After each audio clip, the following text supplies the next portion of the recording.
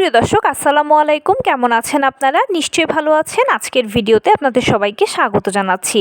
আজকে আমি আপনাদের সাথে শেয়ার করব গরুর মাংস, মুরগির মাংস, খাসির মাংসের মধ্যে কোন মাংসটা বাচ্চাদেরকে দেবেন, কোনটাতে সবচেয়ে বেশি প্রোটিন আছে। চলুন জানাচ্ছি সব কিছুই। আমরা সবাই জানি যে প্রোটিনের একটা অন্যতম উৎস হচ্ছে মাংস। গরুর মাংস, মুরগির মাংস, খাসির মাংস, কবুতরের মাংস, বিভিন্ন ধরনের মাংস পাওয়া যায়। এখন কোন মাংসটা বাচ্চাকে দেওয়া যায়? বড়রা তো সব মাংসই কম বেশি খেতে পারে, কিন্তু ছোটদের জন্য কোনটা বেশি ভালো হবে? প্রথম কথা হচ্ছে, মাংসের মধ্যে পর্যাপ্ত পরিমাণে প্রোটিন রয়েছে, যে প্রোটিনটা কিন্তু বড়দের যেমন প্রয়োজন, বাচ্চাদের আরও বেশি প্রয়োজন। যেহেতু ছোট বয়সে বাচ্চাদের হাড় গঠন হয়, তাদের ত্বকের গঠন হয়ে থাকে, তাদের চুলের গঠন হয়ে থাকে, এক কথায় তাদের সব ধরনের যেহেতু গঠন হয়ে থাকে, আর ভালো গঠনের জন্য প্রোটিনটা প্রয়োজন, সেজন্য অবশ্যই বাচ্চাদেরকে সবগুলো মাংসই ঘুরিয়ে ফিরিয়ে খাওয়ানোটা উচিত। তবে অনেক বাচ্চার দেখা যায় যে গরুর মাংস বলুন বা খাসির মাংস বলুন, এগুলো যেহেতু হাই প্রোটিন রয়েছে, অনেক বাচ্চার এগুলো সহ্য হয় না, শরীর কষা হয়ে যায়।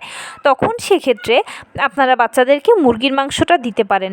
গরুর মাংস খাসির মাংসের তুলনায় মুরগির মাংসটা অনেক বেশি সফট, বা গরু খাসির মাংস যেরকম একটু ঝাঁঝালো, মুরগির মাংসটা সেরকম ঝাঁঝালো নয়, এটা একটু ঠান্ডা। সেজন্য আপনারা চাইলে মুরগির মাংসটা বাচ্চাদের খাদ্য তালিকায় অন্তর্ভুক্ত করতে পারেন সপ্তাহে অন্তত 3 থেকে 4 দিন। আর যে সকল বাচ্চারা খাসির মাংস, গরুর মাংস এগুলো খেতে পারে, তাদেরকে সেগুলো দেওয়ারও চেষ্টা করবেন। তবে একেবারেই বাদ দেবেন না, সবগুলো মাংসই ঘুরিয়ে ফিরিয়ে দেওয়ার চেষ্টা করবেন বাচ্চাদেরকে। কেননা মাংস শরীরের জন্য অন্যতম প্রয়োজন, যেহেতু মাংসের মধ্যে প্রোটিন রয়েছে।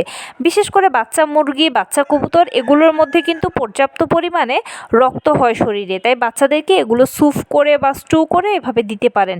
এছাড়াও আপনার বাচ্চা যদি সরাসরি মাংস খেতে না চায়, তাহলে প্রসেস করে দিতে পারেন, যেমন মাংস দিয়ে কাবাব করে দিতে পারেন, বা নুডলস যখন করবেন তখন মাংসের নুডলস করে দিতে পারেন, বা মাংস দিয়ে হয়তো একটা স্যান্ডউইচ করে দিলেন, বা পরোটার মতো করে দিলেন, ইত্যাদি ডিফারেন্ট ওয়েতে দেওয়ার চেষ্টা করবেন। আর সকল মাংসই কিন্তু ঘুরিয়ে ফিরিয়ে দেওয়ার চেষ্টা করবেন, কারণ প্রত্যেকটা মাংসই শরীরের জন্য প্রয়োজনীয়। তার পাশাপাশি যেটা করবেন সেটা হচ্ছে, অবশ্যই যখন বাচ্চাদের জন্য মাংসটা রান্না করবেন তখন হালকা মশলায় রান্না করবেন। তবে সবচেয়ে বেস্ট হয় যখন আপনারা পারিবারিক খাবারে অভ্যস্ত করাবেন, মানে আপনারা বাসায় নিজেরা যেভাবে রান্না করে খান, তাদেরকে যদি সেই খাবারে অভ্যস্ত করতে পারেন, তাহলে তার জন্য আর আলাদা করে কিছু করার প্রয়োজন হলো না।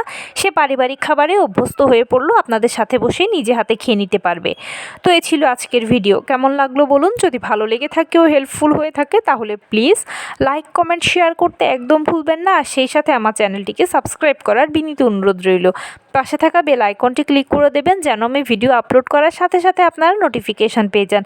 যদি কোনো প্রশ্ন থাকে কমেন্টসে জানাবেন, আমি রিপ্লাই দেবো। প্লাস যদি কোনো পরামর্শ থাকে যে কোন বিষয়ের উপরে ভিডিও বানালে আপনারা উপকৃত হবেন, সেটাও জানাবেন। আমি আপনাদের পছন্দ সর্বোচ্চ প্রায়োরিটি দেব।